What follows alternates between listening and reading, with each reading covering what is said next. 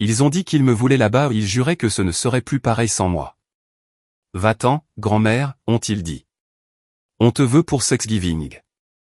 Alors je l'ai fait. J'ai préparé le plat à tarte. J'ai préparé mon cardigan. J'ai emporté tout le reste de douceur qui me restait. Et puis j'ai attendu. J'étais à la porte 3 de l'aéroport de Minneapolis-St. Paul, debout sous le panneau des arrivées, ma valise à roulettes à côté de moi, mon manteau soigneusement plié sur un bras. Des gens passaient avec des fleurs, des ballons, des petits-enfants tenant des pancartes.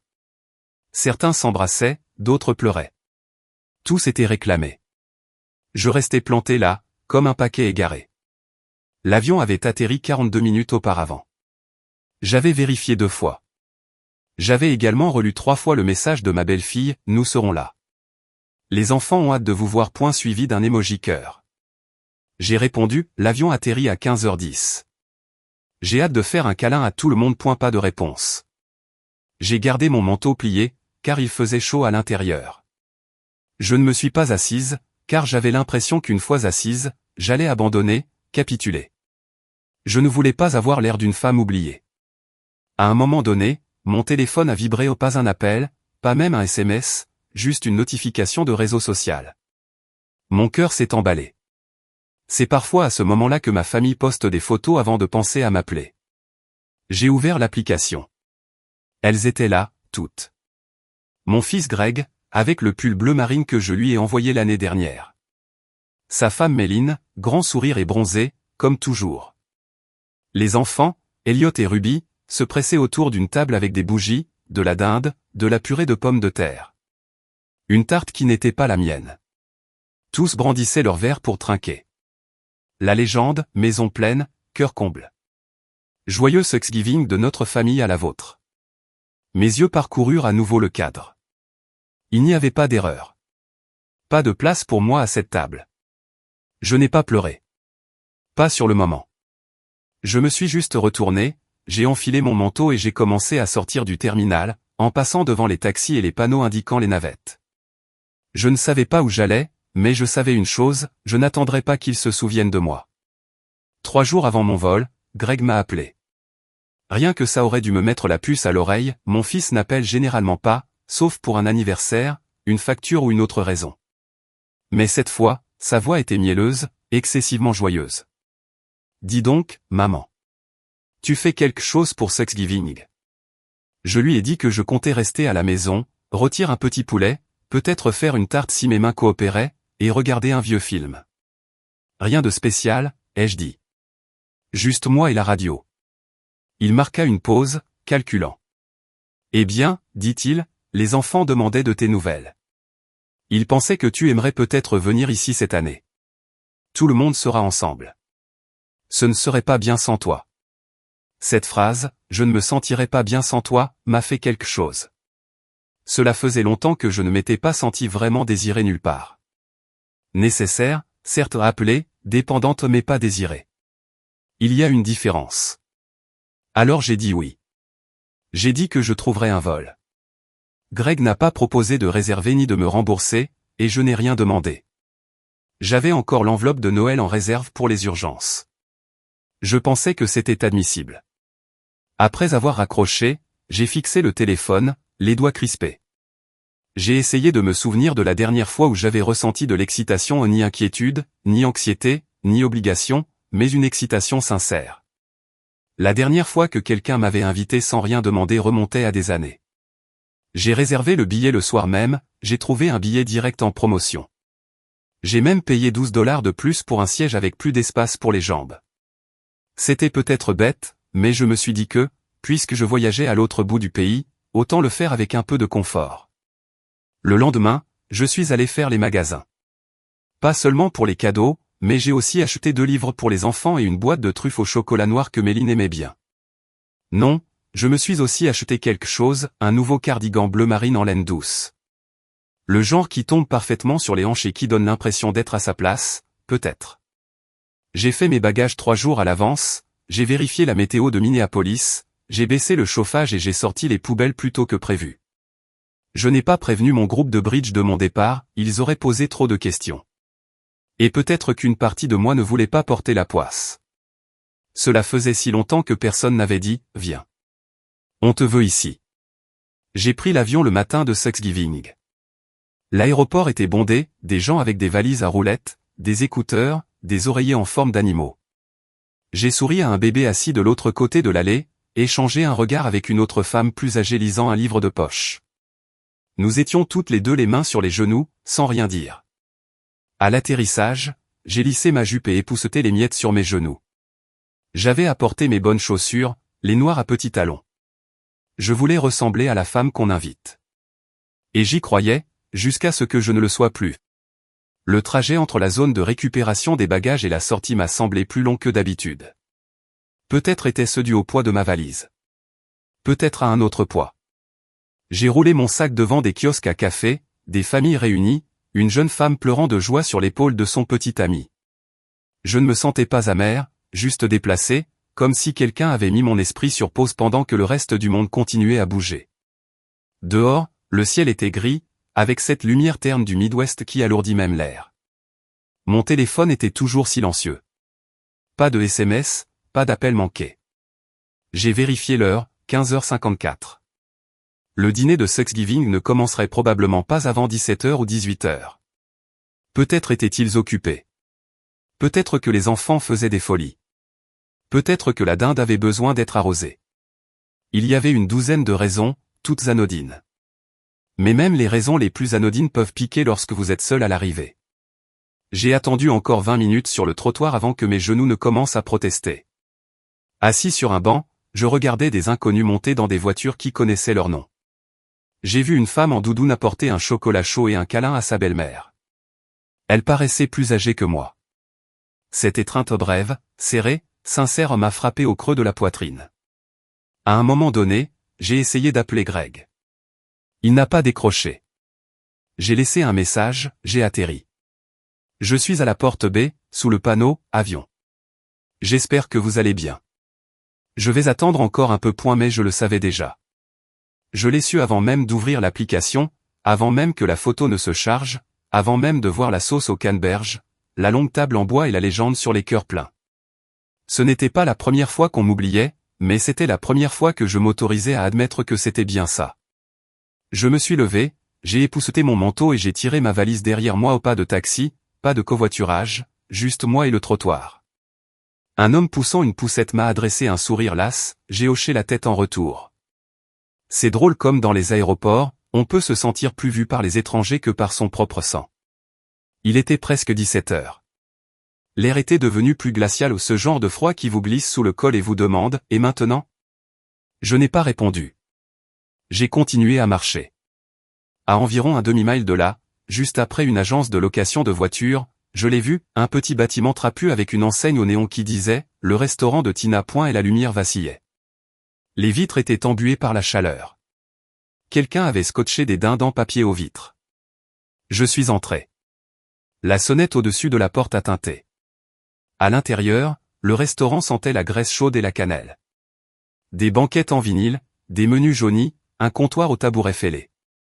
Il y avait peut-être 6 personnes à l'intérieur, un homme en veste UPS, un couple d'âge mûr mangeant en silence, et une serveuse à la queue de cheval courte qui a levé les yeux à mon entrée et m'a dit « Joyeux Thanksgiving, ma belle ».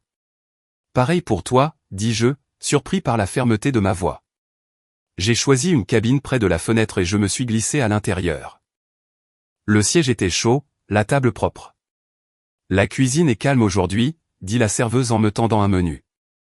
Et pour la première fois depuis que j'étais monté dans l'avion, j'avais l'impression d'appartenir à un endroit. Mais nous avons de la dinde et de la tarte. Une tarte, ça a l'air bon, dis-je. Quel genre, sourit-elle. Citrouille, noix de pécan ou citron vert. De la citrouille et du thé, s'il vous plaît. Tu l'as eu. J'ai regardé par la fenêtre en attendant. Ma valise était posée à côté de moi, tel un petit chien obéissant. Mon téléphone, posé à l'envers sur la table, a vibré une fois. Je ne l'ai pas retourné. La tarte est arrivée. Elle était tiède, avec une noisette de crème fouettée légèrement fondante. Le thé était fort et légèrement amer, comme je l'aime. J'en ai pris une bouchée, puis une autre. C'était la meilleure part de tarte que j'avais mangée depuis des années. Peut-être pas à cause des épices ou de la croûte. Peut-être parce que, pour une fois, je ne l'avais préparé pour personne d'autre. J'ai mangé lentement. Je ne me suis pas précipité. Je n'ai pas fait défiler les pages. Je n'ai pas attendu que quelqu'un vienne me dire que c'était un malentendu. Il ne viendrait pas. Pas aujourd'hui. Peut-être jamais. Et pourtant, j'étais là, entière, respirant, assise à un stand sous des dindons en papier, laissant la chaleur revenir dans mes doigts. Lorsque la serveuse a apporté l'addition, elle a demandé « Vous voulez une autre part à emporter ?» J'y ai réfléchi un instant, puis j'ai hoché la tête. Oui, pour plus tard. Elle lui fit un clin d'œil. C'est la meilleure décision que tu prendras de la journée. J'ai souri. Non pas parce que c'était drôle, mais parce qu'elle avait raison. L'air devint plus vif lorsque je sortis. Le petit sac blanc contenant ma deuxième part de tarte pendait à ma main, et ma valise roulait derrière moi avec un léger bruit de plastique. Je n'avais pas de plan. Pas d'hôtel réservé, personne ne m'attendait. Mais je ne me sentais pas perdu. Pas vraiment. Il y a une sorte de paix qui vient quand vous arrêtez enfin d'attendre que les gens qui vous ont blessé réparent les choses. Le vent s'est levé tandis que je marchais. Le motel économique le plus proche n'était pas loin. J'avais vu le panneau en quittant l'aéroport. Valley Inn, tarifs hebdomadaires disponibles. Rien d'extraordinaire, un bâtiment carré et bas, peint en beige, avec un distributeur automatique devant l'entrée. Mais il y avait des lumières allumées, et pour l'instant, c'était suffisant. Dans le hall, un homme derrière le comptoir regardait un match de football sur une petite télévision. Il a levé les yeux quand je suis entré, son visage était une carte d'ennui et de graisse de friteuse. Besoin d'une chambre? Oui, juste pour une nuit, ai-je dit. Célibataire. Je me suis regardé. Mes bonnes chaussures étaient éraflées par la marche. Mon cardigan sentait légèrement l'avion. J'ai hoché la tête. Célibataire.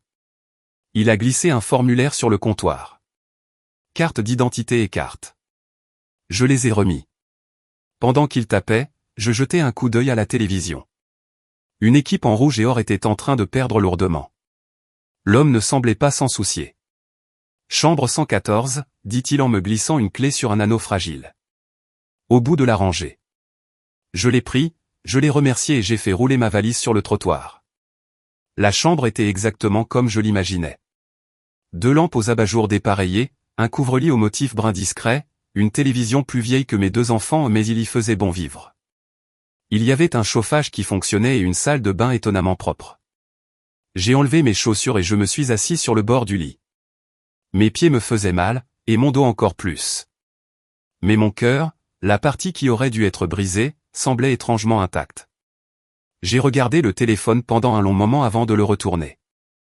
3 appels manqués de Greg, 2 de Méline, un seul SMS. Maman, où es-tu? Aucune excuse, aucune explication, juste de la confusion. Comme si j'avais disparu. Comme si c'était moi qui avais oublié de venir. Je n'ai pas répondu. Au lieu de cela, j'ai ouvert ma valise, j'ai sorti mon carnet, celui que j'utilise pour les listes de courses et les pensées que je ne dis jamais à voix haute, et j'ai écrit quelque chose sur une nouvelle page. Je ne suis pas un simple appoint. Je ne suis pas un accompagnement à la table des autres. J'ai longuement fixé la phrase, puis je l'ai soulignée. J'aurais pu pleurer il y a 1 an, il y a 5 ans, je l'aurais fait. Mais ce soir, les larmes ne venaient pas. Ce qui est venu à la place était une étrange clarté, comme si on entrait dans l'eau froide. Choquant, mais propre. Il ne s'agissait pas seulement de ce dîner ou de l'aéroport. Ce sont les années qui ont précédé cela. Les anniversaires qu'ils ont manqués. Les messages vocaux restés sans réponse. Les invitations de dernière minute qui ressemblaient toujours à des obligations, jamais à de la joie. Je me souviens de Noël il y a 2 ans, lorsque Méline a appelé et m'a dit « Nous serions ravis de vous accueillir si ce n'est pas trop compliqué de venir ici. » Cette pause dans sa voix, la façon dont elle a dit « Si je leur faisais un jambon, je prendrais le bus. » Je me suis souvenu du 40e anniversaire de Greg. Je lui ai envoyé un portefeuille en cuir avec ses initiales gravées. Il a renvoyé un message de groupe disant « Merci à tous pour les cadeaux. » Je me suis souvenu de la pièce de théâtre de Ruby à l'école, de la façon dont j'avais trouvé moi-même la diffusion en direct et que j'avais regardé sur mon petit ordinateur portable avec un verre de vin et une boule dans la gorge. Elle ne savait pas que je la regardais. Personne n'en a parlé. Et pourtant, j'ai continué à venir jusqu'à aujourd'hui. Peut-être faut-il se tenir seul sur le trottoir d'une autre ville pour voir la forme de ce qui a toujours été là. Je ne faisais pas partie de leur vie. J'étais un accessoire, une commodité, un substitut pour quand ils avaient besoin de se souvenir d'eux-mêmes. J'ai regardé autour de moi dans la chambre du motel, laide, honnête, fonctionnelle. C'était l'endroit le plus honnête où j'étais allé depuis des années. Je me suis levé, je me suis préparé une tasse de thé de motel en utilisant la machine à café en plastique et je me suis assis en tailleur sur le lit avec ma deuxième part de tarte. Pas d'assiette en porcelaine, pas de serviette en lin, juste un sac en papier blanc et une fourchette en plastique. Et pourtant, cela avait le goût de quelque chose que j'avais mérité. Le plafond de la chambre de motel avait une fine fissure qui courait au-dessus du lit comme une carte routière.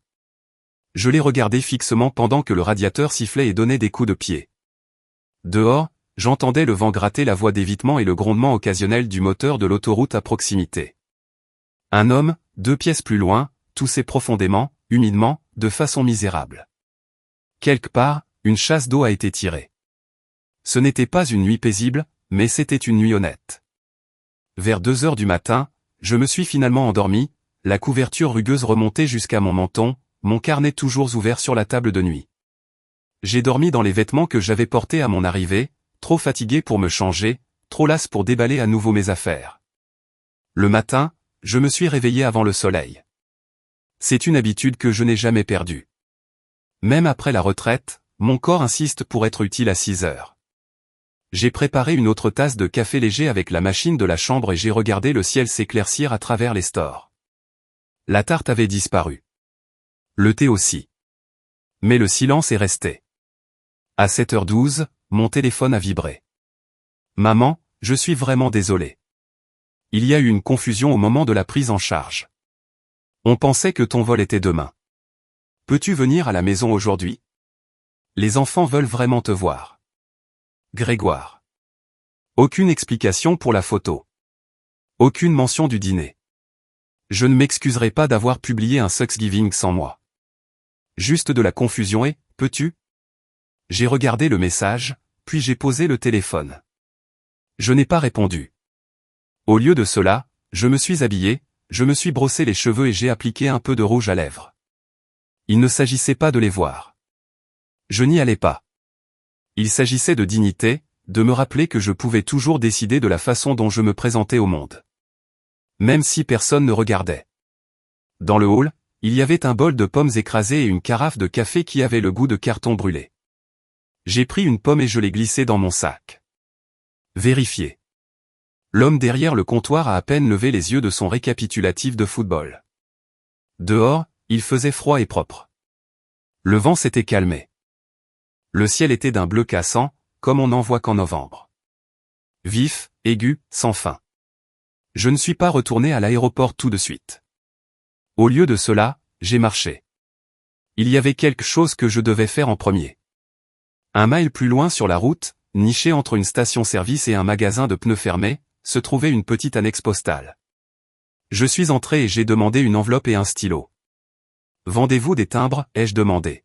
« Bien sûr », dit le commis. Elle était jeune, gentille, avec du vernis écaillé sur ses ongles. « J'en ai besoin d'un pour une lettre au Massachusetts, dis-je. Elle me l'a remis et j'ai écrit l'adresse de mémoire. Emma Wexler, 12 Pont O'Loughlin, Worcester, Emma 609. Ma petite fille.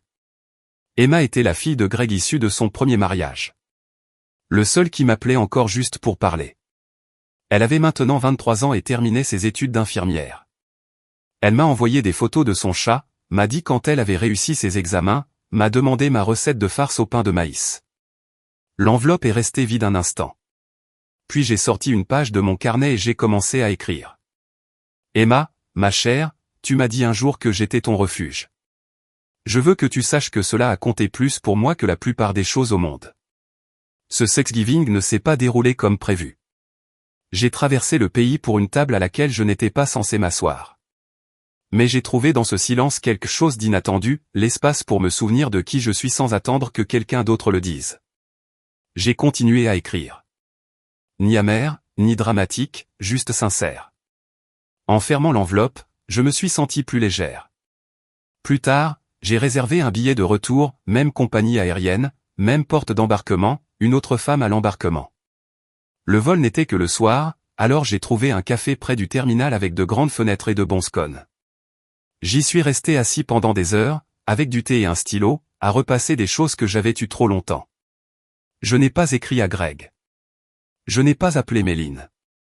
Je ne leur ai pas dit où j'étais. Ils verraient le rappel manqué ou peut-être se demanderaient-ils, peut-être pas. Je n'étais pas en colère. J'en avais fini. Vers 16 heures, la lumière a changé à cette brume dorée qui embellit même les parkings. J'ai vu un petit garçon courir vers un monospace, son sac à dos rebondissant.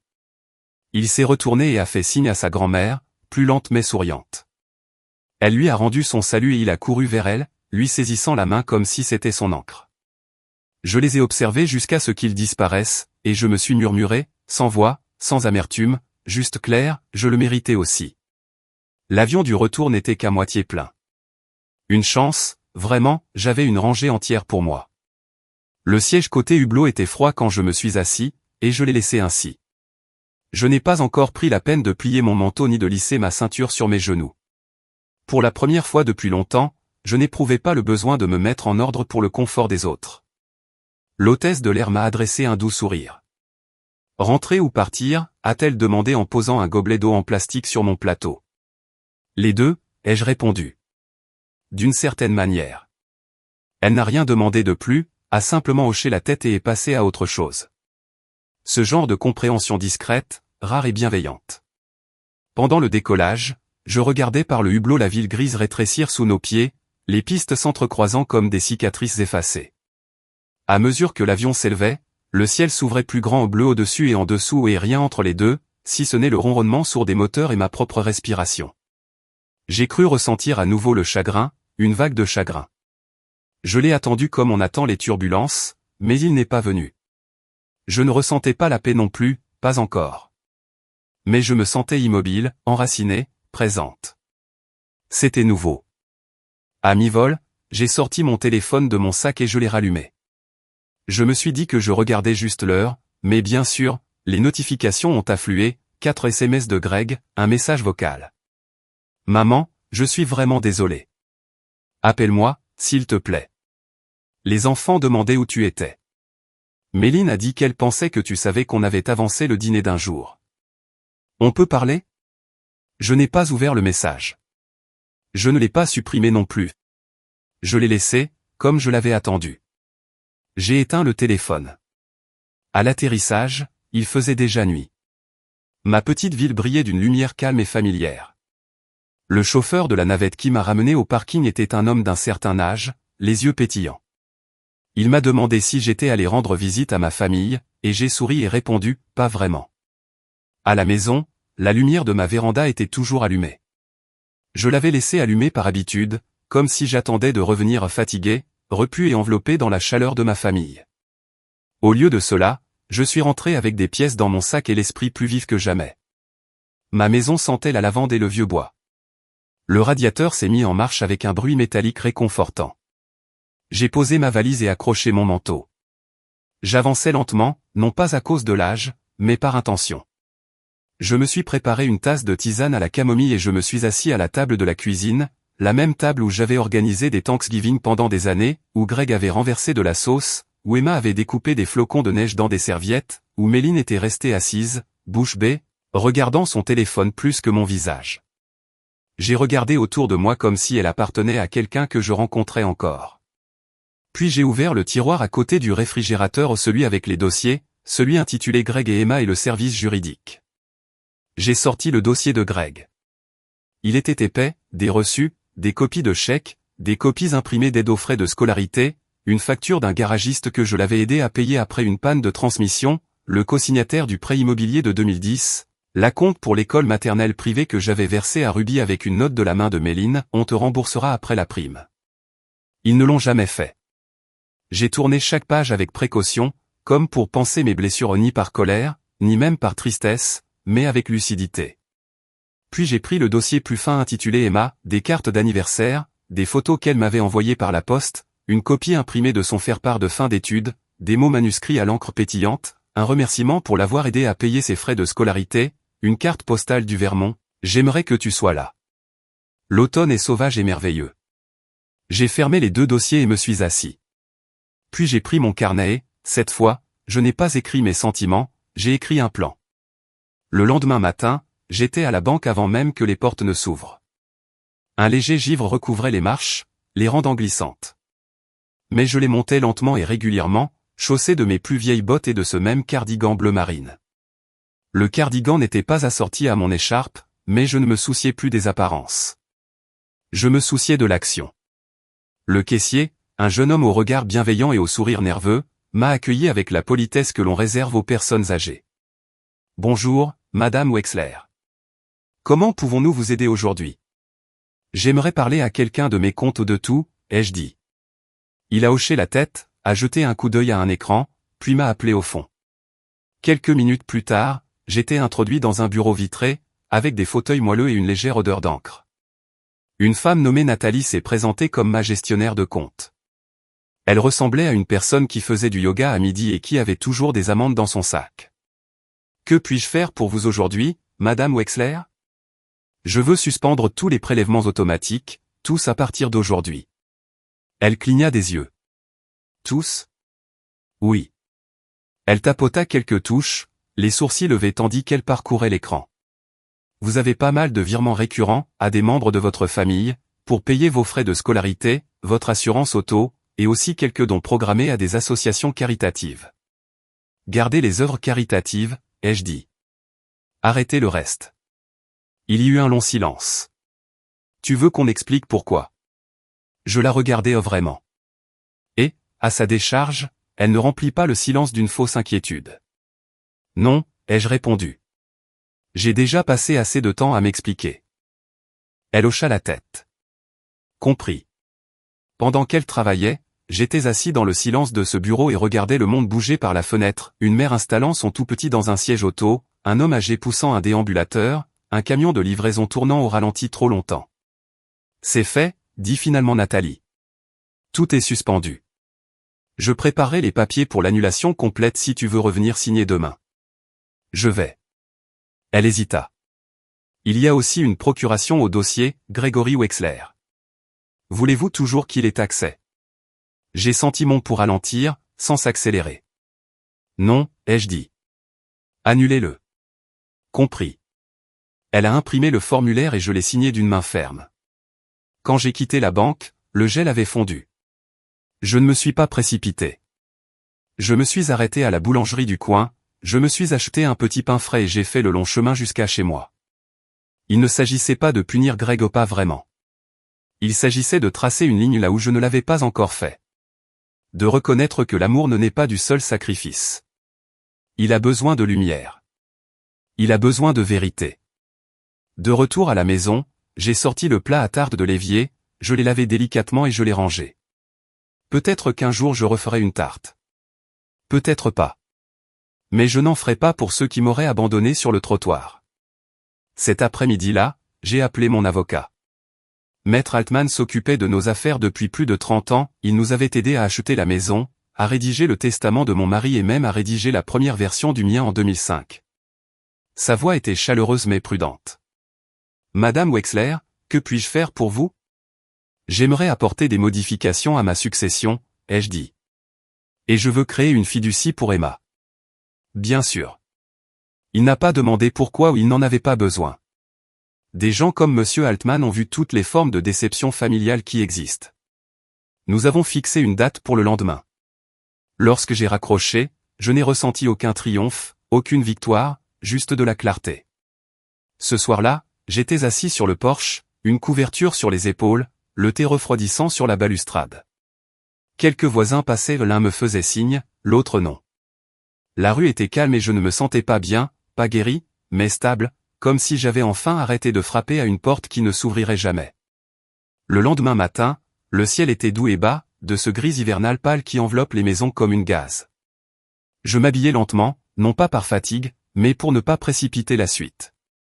À 9 heures précises, j'étais dans le bureau de Monsieur Altman, un petit immeuble de 2 étages au volet vert et à la réception qui sentait vaguement le vieux papier et le cirage. Les mêmes photos encadrées d'or étaient accrochées là où elles l'avaient toujours été, ses enfants, son bateau, son bulldog coiffé d'un bonnet de Père Noël. Il se leva quand je suis entré, toujours aussi poli qu'il y a 20 ans. Madame Wexler, dit-il en me tendant la main. Ravi de vous revoir, et vous aussi, monsieur Allemand. Nous étions assis dans son bureau, les mêmes fauteuils en cuir, la même horloge murale qui faisait tic-tac, la même pile de formulaires sur son bureau même si maintenant ses lunettes de lecture étaient plus épaisses et que sa moustache était passée du poivre et sel au blanc-neige. « Qu'est-ce qu'on change aujourd'hui » demanda-t-il doucement. « Mon testament, ai-je dit. Et je veux créer une fiducie. Tout ce que je possède, chaque parfum, chaque bien, je veux que tout soit protégé et que tout revienne à Emma. Seulement à Emma. » Il n'a pas cligné des yeux, il a simplement hoché la tête et a sorti un bloc-notes. Je suppose que nous allons retirer Grégory et Méline. Oui. Ils en ont assez de moi. Plus qu'assez. Il leva les yeux, mais ne fit aucun commentaire. Je veux que ce soit transparent, ai-je continué. Pas de porte dérobée, pas de faille. Emma est la bénéficiaire.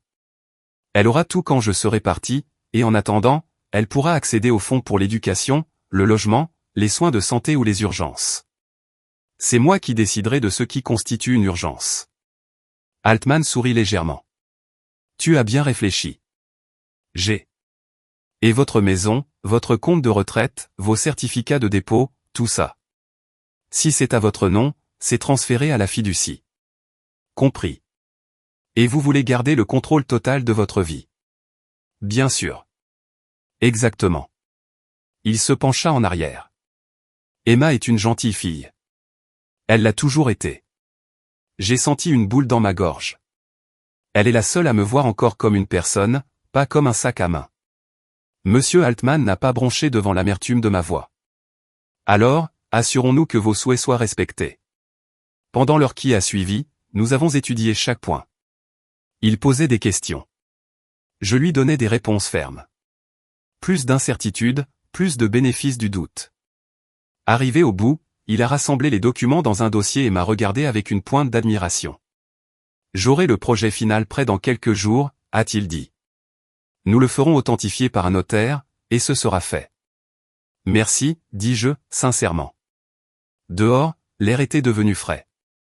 Je suis rentré lentement, m'arrêtant une fois pour acheter un petit poinsettia chez le fleuriste. Je ne décorais plus beaucoup, mais je voulais quelque chose de lumineux sur la table de la cuisine, quelque chose de vivant. Dès que j'ai franchi la porte, le téléphone a sonné. Je ne connaissais pas le numéro, mais j'ai quand même répondu. Grand-mère, c'était Emma, sa voix voilée, nerveuse et chaleureuse.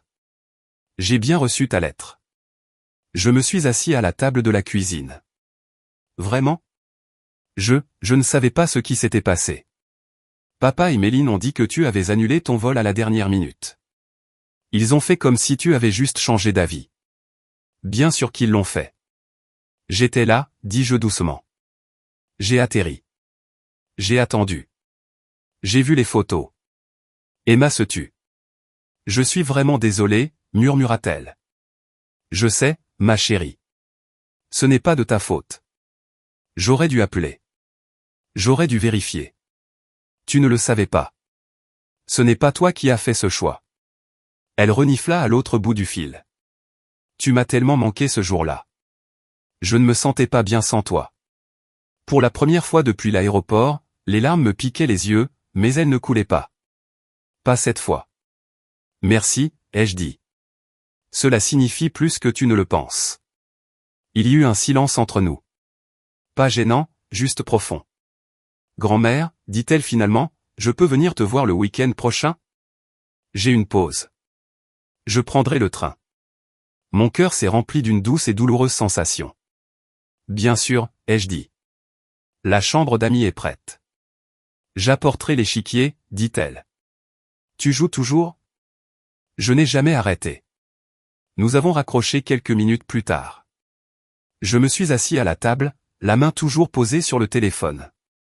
Pour une fois, je ne me sentais pas oublié. Je ne me sentais pas invisible. Je me sentais vu. Ce samedi après-midi-là, debout à la gare, dans mon manteau le plus chaud, je regardais les passagers descendre du train 1137 en provenance de Worcester. Le quai sentait le diesel et la pluie. Je serrais le sac en papier dans mes mains, un sandwich et une pomme au cas où elle aurait oublié de manger. Et puis elle était là. Emma descendait du train, vêtue d'un sweat à capuche trop grand et d'un jean, ses boucles brunes rentraient sous un bonnet, un sac en toile usé en bandoulière. Elle paraissait plus âgée que la dernière fois que je l'avais vue, au plus affûtée, d'une certaine manière, mais quand elle m'a aperçu, son visage s'est illuminé d'une expression pure et reconnaissable. Elle s'est précipitée vers moi et m'a serré dans ses bras comme si elle le pensait vraiment. C'était aussi simple que ça. Pas de questions, pas d'excuses, pas de tension entre nous. Juste ses bras autour de moi, serrés et sincères. « Salut, grand-mère », murmura-t-elle dans mon épaule. « Salut, bébé. Tu es là. » Nous sommes rentrés en silence pendant un moment. Elle observait les rues comme si elle essayait de les mémoriser. Je conduisais lentement, prudemment, la laissant observer. Le quartier n'avait pas beaucoup changé, mais avec elle à mes côtés, c'était différent. De retour à la maison, je préparais du thé pendant qu'elle posait son sac dans la chambre d'amis. Elle revint avec cette aisance familière de quelqu'un qui est à sa place, se blottissant dans un coin du canapé comme si elle n'était jamais partie. L'échiquier attendait sur la table basse. Nous jouâmes une partie où elle gagna. Puis une autre où j'ai gagné celle-là. À la loyale. Plus tard, nous nous sommes assis à la table de la cuisine, buvant chacun une tasse de thé. Le poinsettia que j'avais acheté plus tôt dans la semaine trônait au milieu, encore rouge, toujours vivant. J'ai relu ta lettre dans le train, dit-elle en caressant le bord de sa tasse. Je ne t'ai jamais vu écrire comme ça. Je n'ai jamais eu à le faire, ai-je dit. Avant, je pensais que le silence était une forme de grâce, mais ces derniers temps, je crois que c'est devenu plus facile de m'ignorer. Emma leva les yeux vers moi. Je ne t'ai jamais ignoré.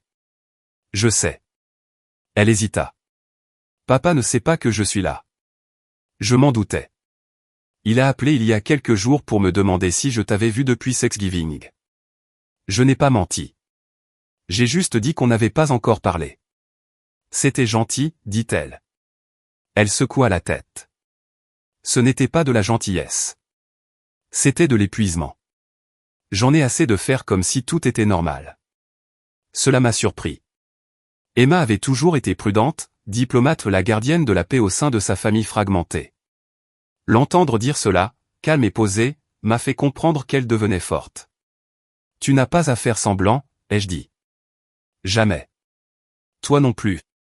Nous étions assis en silence, sirotant simplement notre thé et pour la première fois depuis des semaines, j'ai réalisé que je n'étais plus en colère. Je n'avais pas besoin que Greg ou Méline se prosternent, s'expliquent ou inventent une autre histoire sur ce qui s'était passé. Je n'avais pas besoin d'un SMS, d'un message vocal ou d'une invitation trop tardive. J'avais tout ça, ma maison, mon thé, ma petite fille. J'avais moi-même. Ce soir-là, Emma a proposé de préparer le dîner. Elle a cuisiné des pâtes à l'ail et aux épinards, et j'ai râpé du fromage pendant que nous parlions de tout et de rien. Nous avons ensuite regardé un film idiot et avons beaucoup ri au passage qui n'était pas vraiment drôle. Avant de me coucher, elle s'est assise à côté de moi sur le canapé et m'a dit « Grand-mère, je ne veux pas te perdre. » « Tu ne me le promets pas ? » « Je ne peux pas promettre pour toujours, dis-je, mais je ne vais nulle part pour l'instant. » Elle sourit, puis me serra à nouveau dans ses bras, plus doucement cette fois, mais pas moins réelle. Après qu'elle se soit endormie, je me suis assis dans le silence du salon, l'horloge tic-tac derrière moi comme un lent métronome. J'ai regardé les photos sur la cheminée. Certains visages avaient disparu. Certains cadres étaient vides, mais une photo restait debout, moi tenant Emma bébé. Mes cheveux étaient plus foncés, mon visage plus doux, mais la prise de mes mains autour de son petit corps était toujours aussi ferme. Je l'ai regardé un long moment. Puis je me suis levé, j'ai éteint la lumière et je suis allé me coucher. Emma est partie dimanche après-midi. Nous sommes restés un moment sur le porche avant son train. Je lui ai tendu un récipient de pâtes restantes, une écharpe pliée que j'avais tricotée l'hiver dernier et un amour discret que je n'avais pas besoin d'expliquer. Elle m'a embrassé sur la joue et m'a promis de me rappeler mardi. Puis elle est partie d'un rapide signe de la main depuis la fenêtre arrière du train, son souffle embuant la vitre. Je suis resté là jusqu'à ce que le train se réduise à néant, puis je suis rentré à l'intérieur. La maison semblait plus silencieuse que d'habitude, mais pas de façon solitaire. C'était le genre de silence qui suit une parole importante, un silence qui a du corps et du poids. Je traversais lentement les pièces, ramassant des tasses, pliant la couverture du canapé, remettant l'échiquier sur l'étagère. Arrivé à la cuisine, j'ouvris de nouveau le tiroir. Les dossiers étaient là où je les avais laissés, le dossier de Greg, toujours épais de papier, celui d'Emma, toujours léger. Mais il ne s'agissait plus seulement d'eux, il s'agissait de moi. J'ai sorti un bloc-notes jaune et commencé à lister tout ce que j'avais payé ces 15 dernières années. Pas seulement l'argent donné directement, mais aussi des choses que j'avais discrètement réglées, les réparations de la maison, les franchises médicales, les frais juridiques. Quand Greg a quitté sa première femme, la compte pour leur deuxième voiture, les courses quand Méline était trop fatiguée pour faire les courses, les collectes de fonds pour l'école que j'avais dû soutenir par un chèque plutôt que par une visite, par culpabilité. Ligne après ligne, je les ai écrites. Quand j'ai terminé, la liste s'étendait sur 4 pages. C'était étrange. Je ne me considérais pas comme généreuse, juste utile, fiable, quelqu'un qui aidait, car c'est le propre des mères. C'est ce que je faisais. Mais en regardant les chiffres, je l'ai clairement vu. J'avais subventionné leur vie. Et en retour, ils me témoignaient de la politesse, des anniversaires creux, des sourires fatigués, une chaise près du porte-manteau quand il n'y avait plus de place à la table principale. Je n'étais pas en colère. Pas vraiment. J'en avais juste marre. Mon téléphone a sonné. Le nom de Greg s'affichait sur l'écran. Je n'ai pas décroché. 1 minute plus tard, un message vocal, puis un SMS, « Salut maman. Je prends de tes nouvelles. J'espère que tout va bien. Préviens-moi quand tu seras libre. » Aucune urgence, aucun détail, juste un vague coup de coude, comme si de rien n'était, comme s'il ne m'avait pas laissé planter au bord du trottoir dans une autre ville pendant qu'il découpait de la dinde et prenait des photos de famille que je n'étais pas censé voir. J'ai supprimé le message vocal sans l'écouter. J'ai laissé le SMS non lu. Ce soir-là, j'ai allumé une bougie. Ce n'était pas pour une occasion spéciale, juste pour le calme, le silence de la maison et la façon dont la lumière se reflétait sur le bord du plan de travail. Je me suis servi un verre de vin ou une de ces bonnes bouteilles que je gardais pour de vraies vacances et j'ai savouré le silence. J'ai dressé un couvert, fait chauffer un bol de soupe et me suis assis. Sans faire défiler les pages, sans attendre, sans espérer que le téléphone sonne. Je me suis assis dans ma vie. Plus tard, avant de me coucher, j'ai ouvert ma boîte mail et trouvé le dossier « Voyage ». Au bas se trouvait le reçu de mon vol pour Thanksgiving, aller-retour complet. Je me l'ai fait suivre, puis j'ai ajouté une note dans l'objet. Preuve de départ et de retour. Pas de sauvetage, pas de retrouvailles, juste moi. Je ne l'ai envoyé à personne d'autre. Je n'en avais pas besoin. Le lendemain matin, j'ai rappelé Monsieur Allemand. J'y ai réfléchi, lui ai-je dit. Je veux ajouter une clause à la fiducie. Bien sûr, dit-il. À quoi penses-tu? Je veux qu'Emma soit la seule dirigeante, mais je veux aussi une lettre. Pas une lettre légale, mais une lettre personnelle. Vous pouvez inclure une déclaration d'intention, a-t-il déclaré. Cela ne modifiera pas la légalité, mais cela pourra expliquer vos motivations. Bien. Alors je l'écrirai. Ce matin-là, je me suis assis et j'ai commencé, quiconque lira ceci après mon départ? Si vous vous demandez pourquoi les choses ont été ainsi divisées, laissez-moi vous le dire clairement, ce n'est pas une punition. C'est de l'honnêteté. J'ai passé ma vie à donner discrètement, constamment. Mais l'amour sans respect n'est pas de l'amour. La présence sans attention n'est pas une famille. J'ai choisi la seule personne qui m'a vu avant de disparaître. Je n'ai pas terminé la lettre ce jour-là. Je n'avais pas besoin de me presser. Certaines choses méritent d'être écrites lentement. Le mardi est passé sans qu'Emma m'appelle, non pas parce qu'elle avait oublié, mais parce que nous en étions convenus. J'appellerai vendredi, avait-elle dit après mon service, à la même heure. Je lui faisais confiance. Ce matin-là, quelqu'un d'autre a appelé, Méline. Son nom a illuminé mon écran comme un signal d'alarme, tout en lettres brillantes et au mauvais moment. Je l'ai laissé sonner. 30 secondes plus tard, le SMS est arrivé. Salut Irène. J'espère que tu vas bien. Greg m'a dit que tu étais difficile à joindre ces derniers temps. À bientôt. Pas de ponctuation là où c'était important. Pas de chaleur là où c'était important. On se rattrape. Nous n'étions pas d'anciennes collègues. Nous n'étions pas des voisines qui avaient emprunté du sucre une fois. J'avais été sa belle-mère pendant près de 15 ans. Je l'avais aidé à trouver son premier vrai travail après la naissance de Ruby. Je lui avais envoyé des paniers de soins lorsqu'elle avait subi une ablation de la vésicule biliaire. J'avais payé les fleurs pour les obsèques de sa mère quand leur budget était trop serré. Rattrapé. J'ai posé le téléphone sans répondre. Plus tard dans l'après-midi, comme prévu, un autre message est arrivé, celui-ci de Greg. Maman. Méline a essayé d'appeler. On commence à s'inquiéter. Peux-tu nous dire si tu vas bien? L'ironie du sort.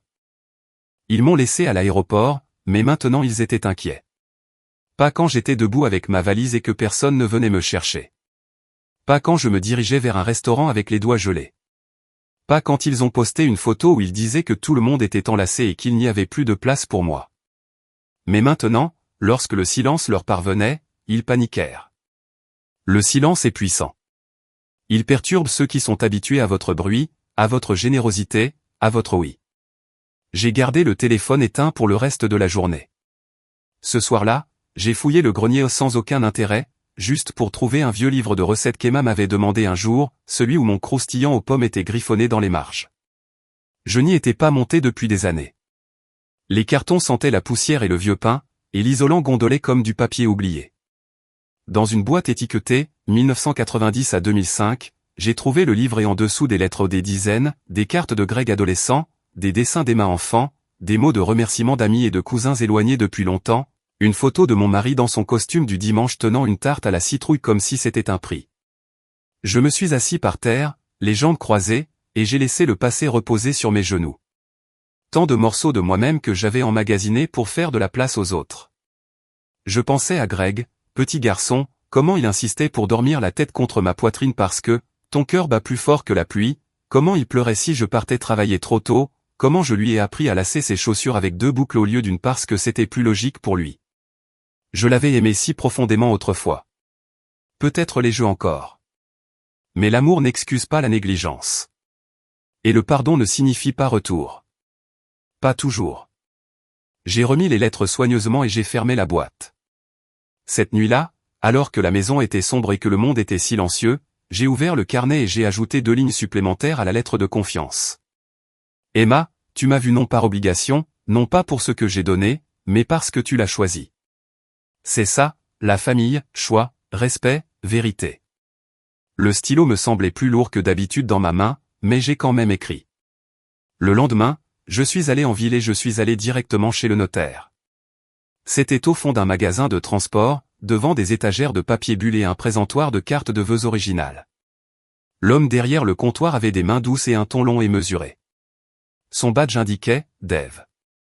J'ai besoin de faire authentifier une lettre, dis-je en dépliant les pages que j'avais écrites et quelques documents de fiducie préparés par mon avocat. Il jeta un coup d'œil à la première page, puis à moi. De grands changements? J'ai hoché la tête. Ils étaient attendus depuis longtemps. Il n'a pas demandé plus, il m'a simplement tendu un stylo et m'a guidé à travers chaque signature avec l'efficacité tranquille de quelqu'un qui a vu toutes sortes de fins et de débuts passer sur son comptoir. Une fois cela fait, je me suis senti plus léger. Pas encore libre, mais plus clair, comme si la route devant moi comportait moins de virages. Je suis ensuite passé à l'épicerie et j'ai acheté du lait et des oranges, ainsi qu'un bouquet de lilas à moitié prix ou le genre de choses qu'on achète quand la vie reprend son cours normal, quand on choisit soi-même son bouquet au lieu d'attendre qu'on le lui apporte à la maison. J'ai déposé les fleurs dans le vase ébréché près de l'évier de la cuisine. Le parfum du lilas s'est lentement répandu dans la maison, doux et certain. J'ai enlevé mon manteau, je l'ai plié et je l'ai posé sur le dossier de la chaise. Mon téléphone a vibré juste au moment où je rangeais les courses, Greg, encore. Maman, il faut vraiment qu'on parle. Tu ne réponds pas et ça empire les choses. Je ne sais pas ce qui se passe, mais on est inquiet. Appelle-moi, s'il te plaît. Le message était plus long que d'habitude où une pointe de panique perçait, mais toujours pas de véritables excuses, aucune mention de ce qui s'était passé, aucune appropriation, seulement l'absence. Et maintenant, le malaise. Il ne regrettait pas de m'avoir oublié. Il regrettait que j'aie cessé de combler les vides. Je me suis assis, j'ai regardé l'écran, puis je l'ai éteint à nouveau. Cet après-midi-là, j'ai ressorti les dossiers, celui de Greg, celui d'Emma, le dossier de confiance et je les ai tous enfermés dans ma boîte ignifuge, que j'ai glissée sous le lit. Non pas que je cachais quoi que ce soit, mais parce que j'en avais fini. Fini les explications, les questions, l'attente. Ce soir-là, j'ai préparé une soupe, lentilles, carottes, ail. Mes mains savaient encore doser à l'instinct. J'ai cuisiné, pour une personne, pas pour l'absence. J'ai mis la table, non pas en signe de deuil, mais par rite, par respect pour moi-même. La soupe était bonne. Plus tard, je me suis assise sur le porche, enveloppé dans un châle, l'air juste assez frais pour donner l'impression que quelque chose bougeait. Tandis que les lampadaires s'allumaient un à un, je me suis souvenu d'un moment auquel je n'avais pas pensé depuis des années. Greg avait 10 ans. Il était rentré de l'école avec une lèvre fendue et de la boue sur son jean. Un autre garçon l'avait bousculé dans le champ pendant la récréation. Il n'avait pas pleuré, il était juste resté debout devant l'évier, se rinçant les mains en sang, en disant « c'est bon. Ce n'est rien ». Je m'étais accroupi à côté de lui et lui avais dit « tu as le droit d'être blessé. Ça ne te rend pas faible ». J'aurais aimé qu'on me dise ça, car j'avais été blessé en silence, constamment, pendant des années, et j'avais laissé passer ça sans rien faire, pensant que l'endurance était une vertu. Mais ce n'est pas le cas. Pas toujours. Parfois, c'est juste une question d'attente. Parfois, c'est juste le prix du silence. Je sirotais monter lentement, laissant la nuit s'installer. Les fleurs de la cuisine ondulaient légèrement dans un courant d'air, une teinte violette floue dans l'obscurité. Quelque part plus loin, un chien aboya. Une voiture s'engagea dans une allée. Quelqu'un rit, un rire aigu, un son d'une autre vie. Et je m'assis dans la mienne. Sans question. Sans attente, juste le poids de mon appartenance. Enfin entier. C'était vendredi en fin d'après-midi quand on a frappé. J'étais en train de plier du linge sur la table de la cuisine, des serviettes pour la plupart, encore chaudes du sèche-linge, quand j'ai entendu « 3 coulants ». Ni le facteur, ni un voisin, le genre de coup qui s'accompagne d'une hésitation. J'ai ouvert la portière et elle était là, Méline. Ses cheveux étaient trop parfaits, comme s'ils avaient été brossés et laqués dans la voiture.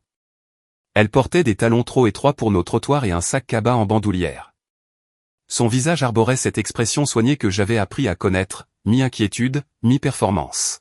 « Irène » dit-elle d'une voix presque tendre. « On peut parler ?» Je n'ai pas répondu tout de suite, je me suis juste écarté et je l'ai laissé entrer. Elle a jeté un coup d'œil autour d'elle en entrant, comme si elle s'attendait à de la poussière ou à un manque d'entretien. La maison avait la même apparence, mais quelque chose avait changé dans l'air. Je le savais, et je pense qu'elle aussi. Je l'ai conduite au salon. Elle ne s'est assise que lorsque je l'ai fait. Elle a soigneusement déposé son sac à ses pieds et a croisé les mains sur ses genoux. « Je sais que tu es bouleversée », commença-t-elle d'un ton déjà poli. « Et je tiens à te dire que toute cette histoire n'est qu'un énorme malentendu. »« Rien », continua-t-elle. « Greg pensait que ton vol était vendredi, dit-elle. »« C'est ce qu'il m'a dit. »« On ne savait pas que tu avais déjà atterri. »« Et la photo ?» ai-je demandé. « La photo de Thanksgiving, la légende qui disait le salle comble, vous tous souriant à table. » Elle baissa les yeux. « C'est juste quelque chose que j'ai posté pour les fêtes. Je ne voulais pas te blesser. Mais tu l'as fait. » Elle releva les yeux trop vite. « Eh bien, oui, mais je pense qu'il faut passer à autre chose. Tu manques aux enfants. » Greg a appelé. On est tous inquiets. Tu nous as mis à l'écart. Je laissai échapper un léger soupir. Non. J'ai juste arrêté de combler le silence pour toi. Sa bouche se serra. Je suis venu ici parce que nous voulons arranger les choses. Je l'ai regardé, j'ai vraiment regardé l'effort derrière son maquillage, l'impatience cachée dans sa posture, l'esquive qu'elle arborait comme un parfum. Tu n'es pas venu pour arranger les choses, ai-je dit. Elle se redressa. Tu es venu voir si je te servais encore. Ce n'est pas juste. Mais c'est vrai. Elle jeta un coup d'œil vers le couloir, comme si Greg allait surgir et la tirer d'affaire. J'en ai assez donné, dis-je calmement. Plus qu'assez. Et j'ai décidé où va le reste. Cela attira son attention. Ses yeux se plissèrent légèrement. Je ne suis pas en colère, dis-je. Je ne suis pas amère. J'en ai simplement fini. Irène, dit-elle d'une voix plus tendue et plus froide. Ça ne te ressemble pas. Je sais, dis-je. C'est comme moi maintenant. Il y eut un silence. Elle remua sur son siège. Greg sait que vous avez fait des changements? J'imagine qu'il commence à se douter de quelque chose. Son visage s'est brouillé. Et la maison, tes comptes, réglés. Le silence qui suivit fut pesant, une sorte de règlement de compte. Finalement, elle prit son sac et se leva. Eh bien, dit-elle d'un ton sec, je suis désolé que tu ressentes cela. J'ai souri légèrement. Non, tu es désolé que j'ai arrêté d'accepter moins que ce que je méritais. Elle ne répondit pas, se retourna et se dirigea vers la porte. Sur le seuil, elle hésita. Greg est vraiment inquiet. Il devrait l'être, ai-je dit. Non pas parce que je suis parti, mais parce que je ne reviendrai pas. La porte se referma derrière elle avec un léger clic. Je suis resté là un long moment, la main sur la poignée, l'air encore bourdonnant du bruit de l'échange.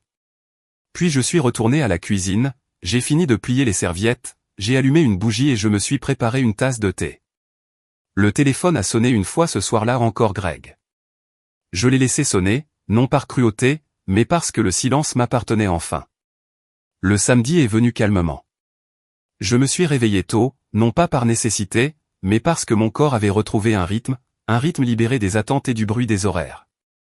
Dehors, le ciel était pâle et doux, le genre de matinée où rien ne presse ni ne promet rien, juste des cadeaux. J'ai emporté mon thé sur le porche et me suis assis sous la courte pointe délavée que je gardais drapée sur le dossier de la chaise en osier. La vapeur montait lentement de la tasse. Quelque part dans la rue, un enfant a crié, suivi du roulement d'un skateboard. L'hiver se retenait encore, mais pas pour longtemps. J'ai repensé à la visite de Méline sans regret, sans colère, juste par curiosité, comme si j'observais quelqu'un se remémorer une conversation qu'il n'avait jamais vraiment eue.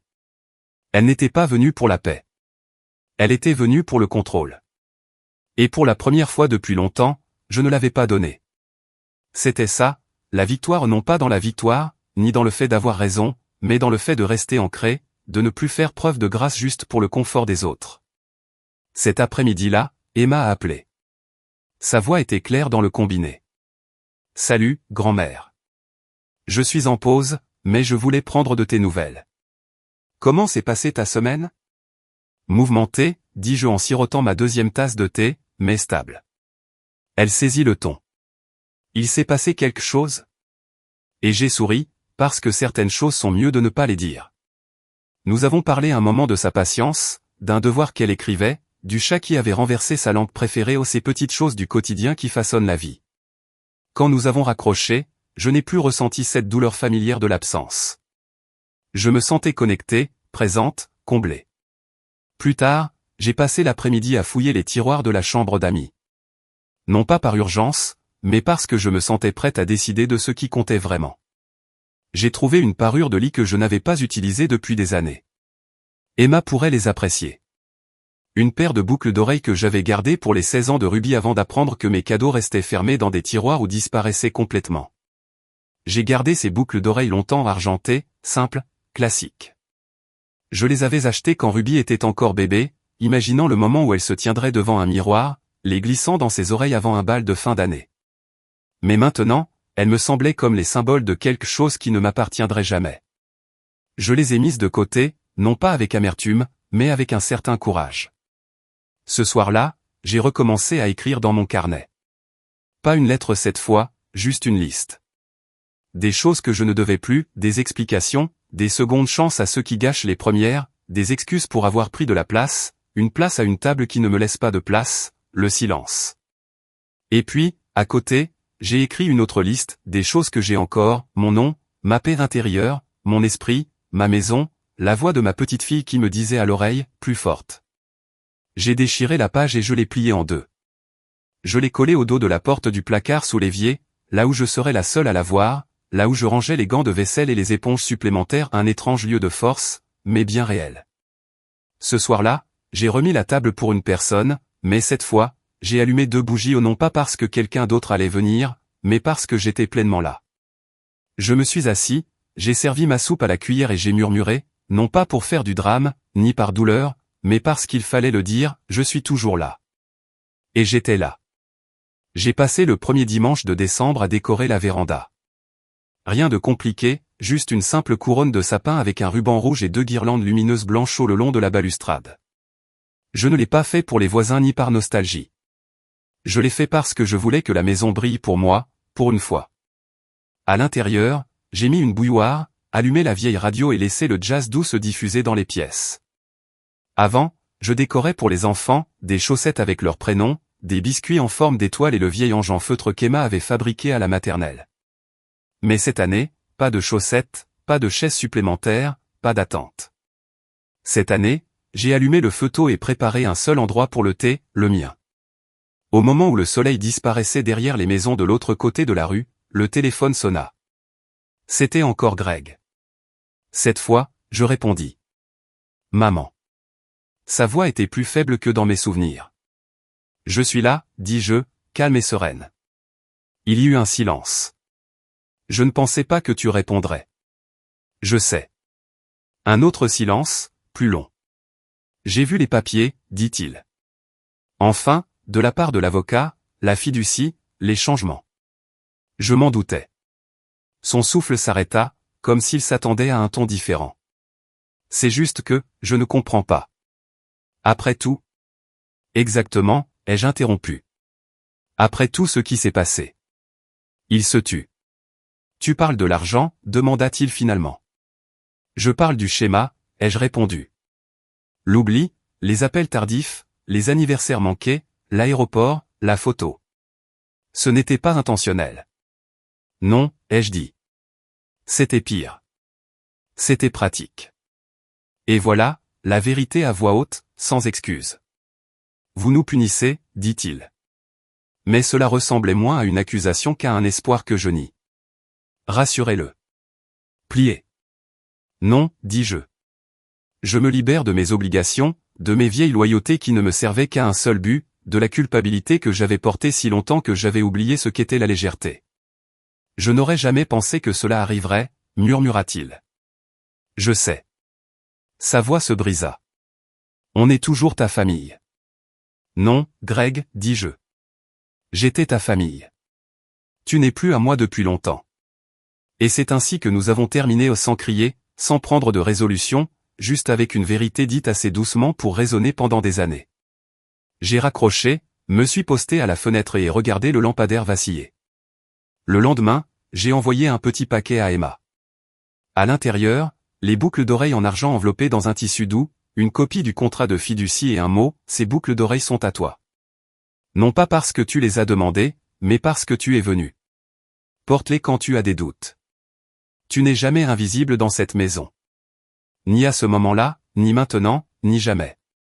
Elle a appelé 3 jours plus tard, en pleurant et en riant à la fois. Grand-mère, dit-elle d'une voix tremblante.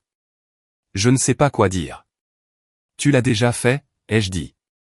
Le jour où tu as demandé à venir me voir, le jour où tu es venu sans raison. Ce soir-là, j'ai allumé la cheminée et me suis assis dans sa chaleur. Dehors, la rue était calme, saupoudrée des premières neiges de la saison. Je les ai regardées tomber par la fenêtre, lentes et propres.